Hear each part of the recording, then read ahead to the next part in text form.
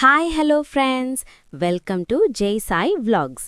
இன்னைக்கு நம்மளோட vlogல பாசிப்பயிறு லட்டு எப்படி ரெடி பண்றதுன்னு தான் பார்க்க போறோம். வாங்க பார்க்கலாம்.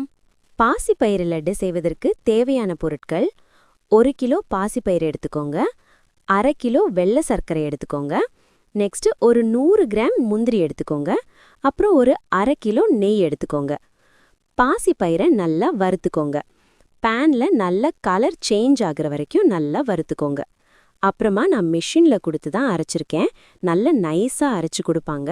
மிக்சியில அரைச்சிங்கன்னா கொஞ்சம் கொரகொரப்பா இருக்கும். இது நல்லா அரைக்கணும். உங்களுக்கு அப்படின்னா நீங்க மிக்சியில கூட ட்ரை பண்ணி பாருங்க. ஆனா நான் மிஷின்ல தான் அரைச்சிட்டு வந்திருக்கேன். ஒரு 1/2 கிலோ சுகர் எடுக்க சொன்னேன்ல, அந்த 1/2 கிலோ சுகரை நல்லா பவுடர் பண்ணிக்கோங்க. மிக்சியில கூட பவுடர் பண்ணிக்கோங்க. அந்த பவுடரையும் அந்த பாசிப்பயிறு மாவோட நல்லா மிக்ஸ் பண்ணிடுங்க. டைமண்ட் கல்கண்டு இருந்ததுன்னா அதுவும் ஒரு கை போட்டுக்கோங்க. டேஸ்ட் சூப்பரா இருக்கும். அப்புறம் நம்ம வறுத்து வச்ச முந்திரி பருப்பையும் போட்டுக்கோங்க. சைட்ல கடாயில நெய்யை காய வச்சுக்கோங்க. அந்த நெய்யையும் ஒவ்வொரு கரண்டியா எடுத்து ஊத்தி நல்லா பிசைய ஆரம்பிச்சிடுங்க.